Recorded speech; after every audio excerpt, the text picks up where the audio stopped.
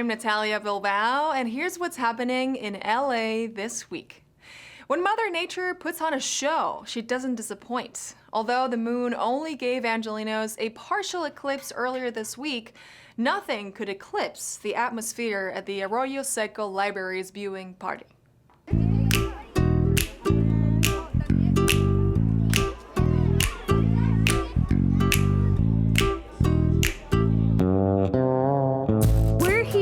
At the Arroyo Seco branch of the Los Angeles Public Library to celebrate the eclipse and to do poetry and music today.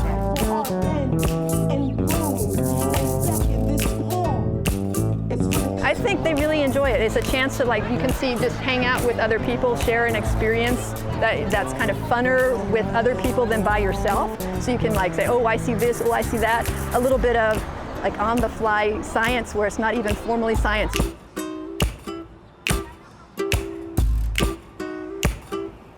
My favorite part of today was honestly seeing everyone stare up at the sky while doing the poetry. I'm a nerd for the sky, and then knowing it was going to be in a park and nature with community, I couldn't say no to that. I'm really, really, really excited about this eclipse and to be in community with all of you. So thank you so much. So these words are just a galactic transmission.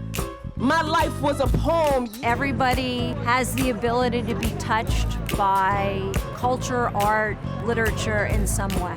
Libraries are like the last bastion of democracy, and that the doors are open to everybody.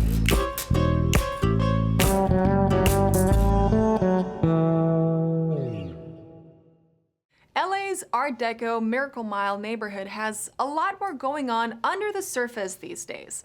It's been a whirlwind of digging and tunneling across 9 miles, all below ground. The new metro stations that are beginning to see the light of day will bring much needed connectivity along the D-line. Today we're here to celebrate the completion of 9 miles of tunneling. Here in the Miracle Mile district, we have the D-Line subway extension project that's going to go from Koreatown all the way to Westwood, VA. We know that this alignment in particular will be a critical alignment to get people to the places they need to go, and we're so excited to see how far we have come. We had 6 tunnel boring machines working in 3 separate segments of this project simultaneously to be able to accomplish this feat in 5 years. So it's just an amazing testament to technology. It's an amazing testament to the workers that built this. What we're doing now is we're completing the stations. Behind me, you'll see that the canopy is being built on this particular station. So it's starting to look like a subway station. We're extracting our last 2 tunnel boring machines from Century City as we speak. They're also completing all of the track work underneath, as well as the back-end electrical systems, so that we will be able to provide subway service. Today we celebrate another milestone in our efforts to build our world-class transportation system and improve access throughout Los Angeles. We're grateful for the hard work of the men and women who have really labored to make this possible, not only for all of the neighborhoods who will be served, of course our important riders who are the backbone of Metro and our system, but also for the entire world who will come to our backyard in just a few short years for the Olympics and Paralympic Games. There are so many places in this region that people will be connected to because of this alignment. It's been a dream of transit planners for decades to have a subway system that could come from downtown Los Angeles to the west side. There were reasons why tunneling was not allowed on Wilshire Boulevard. They had concerns over safety, and I think what we were able to do over the years is prove that we could safely build a subway in this area, and we have. We're just a few years away from the opening of this new subway system.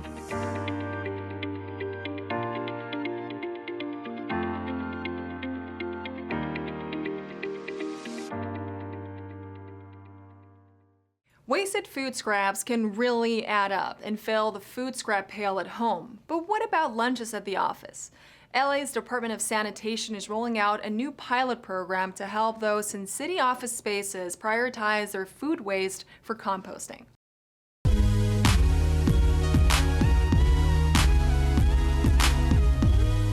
Right now we're in front of the Board of Public Works office launching our food waste collection pilot.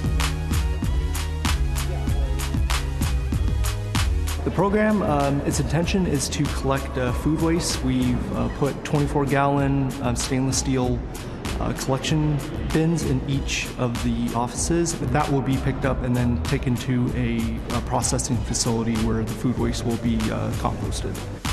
It's a mandate. Food scraps that end up in the landfill add to climate change. It generates greenhouse gas emissions, particularly methane. Methane that is like 36 times more potent than other greenhouse gases. And it also makes sense that we recycle our food scraps for a healthier and more sustainable lifestyle.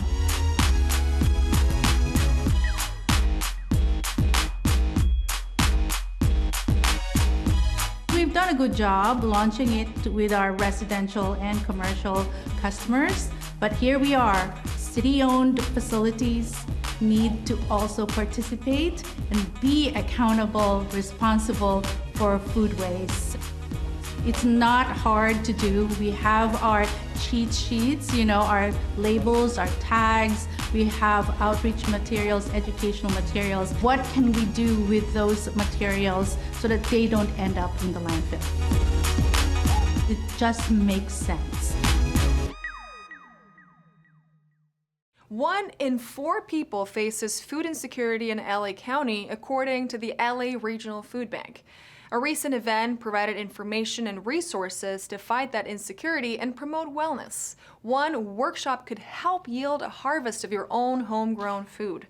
The Los Angeles Public Library gave us some food for thought. We're here at Central Library. This is the largest library in the Los Angeles Public Library system. And generally the library's function is to provide information and entertainment to the city of Los Angeles. Today specifically we're doing a program on food for thought, and we want to extend services and information to the public about wellness and food security. I've been invited to teach a class on growing your own food, and we're going to take people through the basics of our climate, our seasons, and how we can really be growing 365 days a year here in Los Angeles. It's a class I've been teaching for the library for the last couple of years, and today brought some seeds to share with people and hopefully jumpstart their spring gardens. With the high cost of things, the uncertainty, growing your own food is not only a way to take charge of your own health and well-being, but also to make connections with others. And I think growing food, if you go to a community garden, it's a fantastic way to meet and connect with new people, and we can leverage growing food as a way to build community. It doesn't matter what your cultural background or socioeconomic background, we can all grow food, and it's this really simple and profound task. So I think events like this, like the LA Library that they put on as a free resource to the public, is huge, and it really speaks to kind of the government institutions supporting community and people taking care of themselves in a city like this. The library's primary function is to provide information and entertainment services to the city of Los Angeles. So issues like food and nutrition are equally important, and we want to be able to get that distributed to the largest number of people that we possibly can. For more information on that, the Los Angeles Public Library has its own website, and information regarding this program is on the front page. That's lapl.org.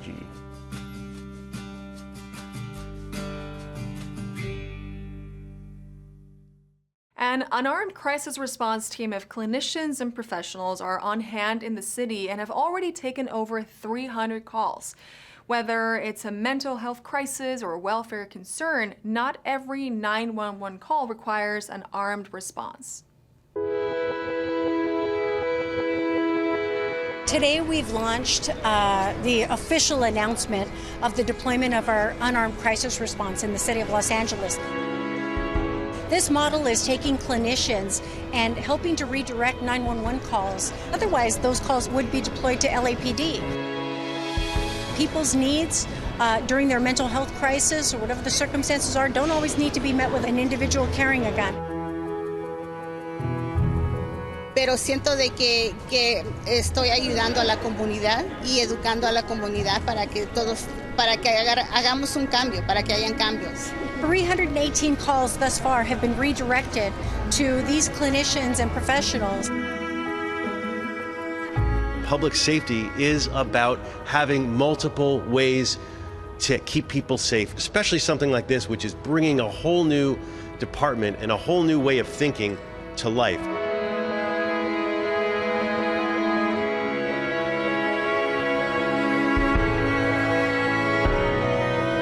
Not everything needs to be met with an armed response. And so we want to try and de-escalate these circumstances the best we can. And these clinicians are the professionals that have the ability to meet those needs.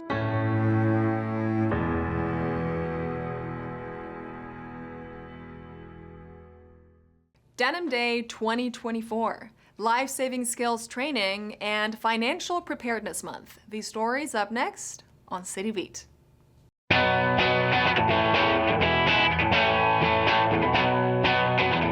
On April 24th, you can help champion the fight for women's rights and support survivors of sexual violence by taking part in Denim Day. Denim Day started in 1999 from a controversial ruling in a sexual assault case in Italy where the victim was wearing jeans. What started as a local campaign to bring awareness to victim blaming and to destroy the myths surrounding sexual violence has grown into an annual day of action. The message on Denim Day, there is no excuse and never an invitation to rape, is symbolized by wearing jeans with a purpose to challenge rape culture. Over the last 25 years, Denim Day has reached over 100 million individuals from all 50 U.S. states and over 100 countries worldwide, according to the organizers. For more information, go to denimday.org. LA County's Department of Public Health has announced a new Community Readiness Champions initiative offering training in multiple life-saving skills. According to the Department of Public Health, in 2023, over 500,000 people in LA County received training in hands-only cardiopulmonary resuscitation, CPR. The Department of Public Health, with the American Heart Association and other organizations, offered hands-only CPR training at venues, events, and work sites. Community Readiness Champions is an expanded program for 2024, offering in-person and online training, including using defibrillators and naloxone. LA County Department of Public Health will also offer mental health first aid for people to identify, understand, and respond to signs of mental illnesses. For more, see the news tab at publichealth.lacounty.gov. April is Financial Preparedness Month, and the Los Angeles Emergency Management Department is sharing tips for how to protect you and your family should an emergency occur. Having access to personal records, such as insurance, financial and medical records, and other documents is crucial for starting the recovery process quickly. Use caution about sharing personal financial information. Know the government does not make contact via social media and that scammers use financial fears. Ways to prepare include using a safety box or external drive for documents, having cash on hand, and reviewing insurance policies for adequate coverage. For more details on Financial Preparedness Month, visit emergency.lacity.gov.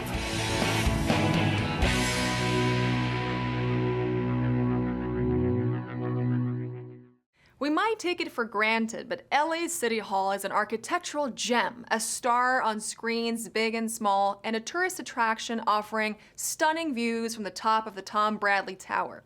A new city program is set to showcase the building and offer official docent-led tours.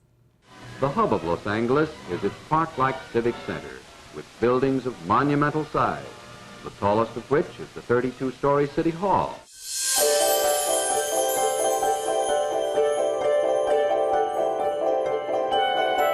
Looking to start a new program that's called Experience LA to showcase City Hall. Experience LA is going to be a tour program that will include a docent portion and also a self-led tour. To me, it's the greatest building in the Civic Center or in the city.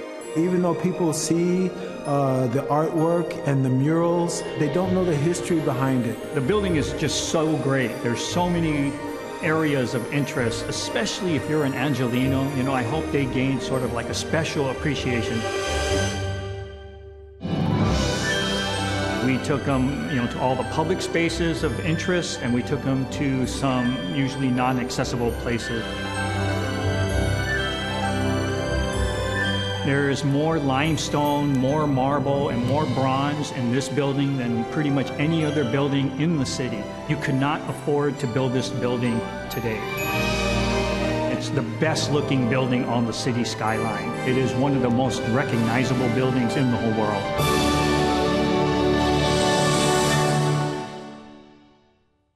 But first, coffee, as the memes say, and it's generally a great idea. It can also be a cup of connection between local community members and the LAPD. The Los Angeles Police Department was in Boyle Heights to brew up some new community relations.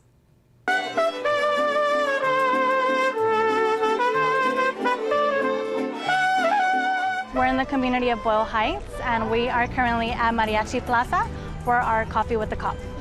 We're collaborating with local business leaders and along with Council District 14's office, bringing awareness to the community of all these thefts that have been going on. Specifically today, it's going to be the theft of license plates, and we're installing anti-theft screws to the license plates. Coffee with a Cop is for you to get to know the cops 101. So you see them more as human versus, the cops or the pigs or whatever nowadays they call them. Well, many times, we'll find out things that are occurring in the community that we wouldn't ordinarily hear. And we're able to do things about it, work together collectively for positive community goals. We can't do anything without the support of our community. The community is our eyes and ears. People like to say it's a partnership, but it's more than that. It's more or less a relationship. If they know what's going on in the community, they're more apt to patrol your community better and more. We get to hear what their concerns are, and it may be a significant issue in the community. We change the locations, so we like to move it around to get different parts of the community. Today we're in Boyle Heights. Maybe next month we could be in Lincoln Heights, then El Sereno. So you'll see several of them every month in every division in the city.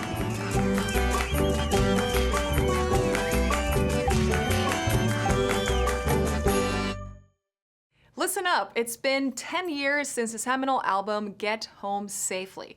So the Grammy Museum held an event to honor local music star Dom Kennedy. His is an inspiring journey from Leimert Park to rap and hip-hop fame, and as he would say himself, it's all from the West Side with love.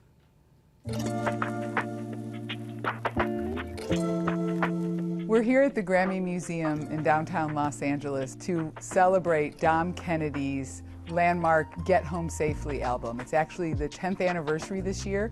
He's LA's own, and we thought what a great opportunity as we partner with Councilman Curran Price to celebrate one of LA's own. Dom came from the backyard here, and it's thrilling to have an artist in front of a hometown audience to celebrate and inspire, hopefully.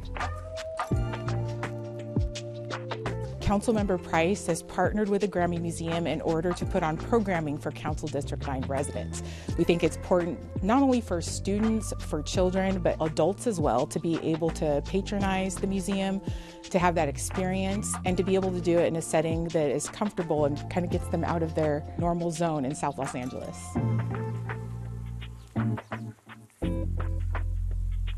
We are doing the 10th year anniversary of Dom Kennedy Get Home Safely, and we're just here to have a good time, talk about the progress from those 10 years. It means a lot because, we're here to share our experiences and knowledge and information for those who want to get into the same field that we're in. So it definitely means a lot for them to be here, and we love to just share what we went through for them as well. Shout out to CD9, shout out to Dom Kennedy, AK, the whole family. Shout out to them for allowing this to happen, allowing this event to go down. We are always trying to give people new avenues. We want to make sure that people have access to the opportunities that they would like to have access to. It gives people a chance to see things kind of in their own backyard. It helps them innovate. It helps them think of new ideas outside of the box. You know, our goal in working with Councilman Price in the district office is to let folks know that this is really a community center. At the end of the day, the Grammy Museum is here for our local residents. There are no barriers to entry. We want everybody to know that there's a place for them, and hopefully they find some inspiration, some connection, and they leave with a little bit more knowledge and maybe thoughts of a path forward.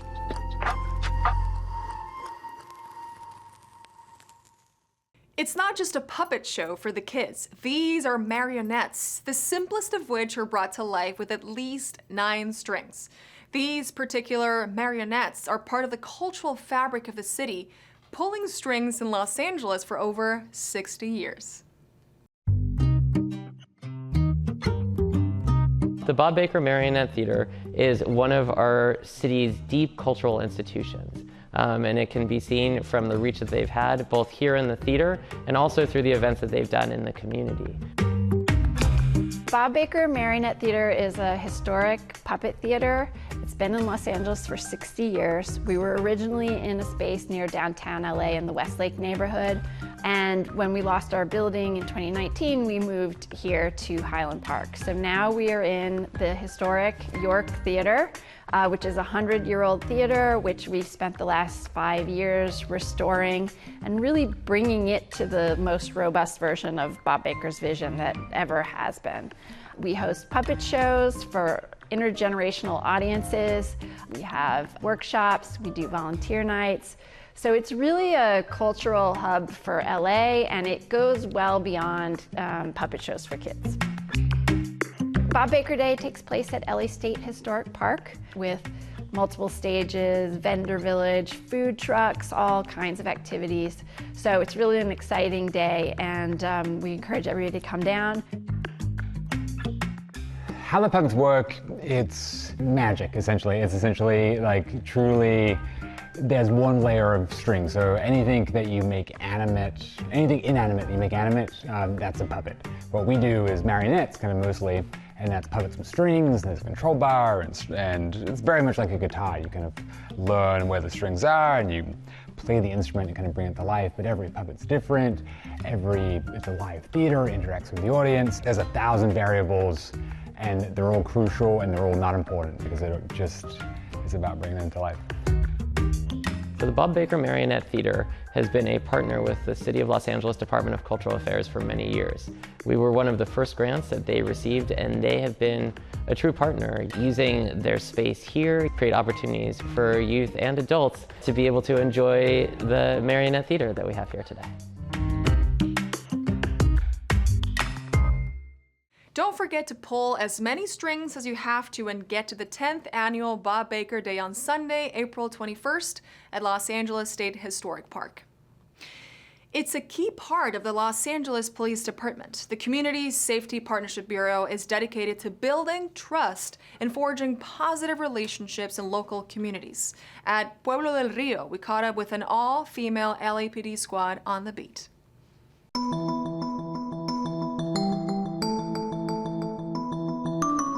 It's important for our office at Councilmember Curran Price because it is a month that we commemorate all the women, not just the ones in the community, not just the residents, but the ones in law enforcement. They're very important in getting those community relationships, not just with our residents, with our office, and with the rest of the community and the schools. It is important because it helps build that positivity between the community and law enforcement. Community Safety Partnership works with our councilmen, our local nonprofits to change the quality of life of this neighborhood. We're specifically assigned to Pueblo del Rio. It's a housing development. And through the support of Curran Price's office by, funding resource fairs, funding cooking classes for kids, teaching them to eat healthier, really changes the life of these kids, changing their mentality. I was very young when I saw the most police activity. I was not even a teenager, and it was always negative. Never really saw police in a positive light. I am who I wish I would have seen growing up, because like I said, my memories of law enforcement are not the best. I lost my brother at the age of 12. And, you know, I think both me and my sister can share this. We saw police in a different light at that moment, meaning, you know, the detective that assisted our family during that investigation was human, and he showed us that side. I think it's very important because unless you have a sit-down conversation or just a conversation one-on-one with an officer, you won't know exactly what our job entails. So given that opportunity to meet the officer and get to know what's behind the uniform and not just the uniform itself allows us to do a better job as officers, but then also allows the community to do a better job on their part. I know the uniform scares people away, or it seems like, oh, something's going on, but in reality, I'm a mother, I'm a sister, just like anybody else. So we're here for them. I don't want it to be just where you meet me because it's a bad time. I want you to want me around. It opens that door so I can assist you in other things where there's not just on a bad day, but it's also on a good day where you just need someone to talk to or just need resources. We want our residents to see that it is imperative for us to have that positive relationship with law enforcement, having that one-on-one and human contact between our community, the residents, our office at Council District 9 with law enforcement can help solve many of the issues and improve the safety component of our community. In this week's Things to Do, Earth Day Challkfest at the Port, the Festival of Books, and the Sanitation Department's Earth Day LA 2024. All this up next on Things to Do.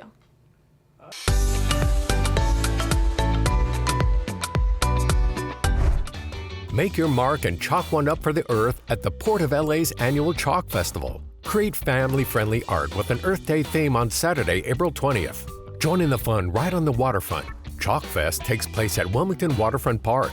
Free chalk will be provided, or you can bring along your own biodegradable chalk. This is a free family-friendly event. Come early to enjoy a mini desert garden activity while supplies last. Celebrate Earth Day Challkfest with the Port of LA on Saturday, April 20th at 10 a.m. For more information, go to lawaterfront.org/events. Calling all book lovers, book talkers, and bookworms. Join the Los Angeles Public Library at the page-turning event of the year, the LA Times Festival of Books on Saturday, April 20th and Sunday, April 21st. Celebrate all things books at this annual festival held on the grounds of the University of Southern California. All outdoor events and activities at the Festival of Books are family-friendly and free to attend. LA Public Librarians are also taking part in readings at the festival on the children's stage and the Latinidad stage. There's something for every type of reader at the weekend Festival of Books on Saturday, April 20th and Sunday, April 21st from 10 a.m. each day. To learn more, check on the website at events.latimes.com/Festival of Books. It's Earth Day. Explore over 40 educational exhibits, city vehicles, and sustainability workshops. There will also be a kids zone, entertainment, a tree and plant giveaway, and lots of photo opportunities.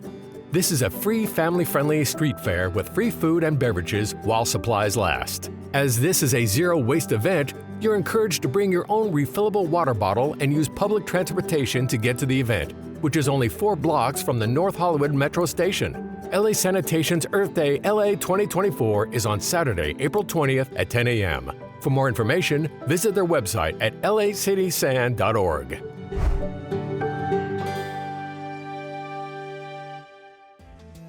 And that's all for this week. I'm Natalia Bilbao, and from all of us here at LA This Week, thank you so much for joining us. Remember that you can watch us online anytime at lacityview.org, and we're also on Instagram, Facebook, X, and YouTube. See you next time for more LA This Week.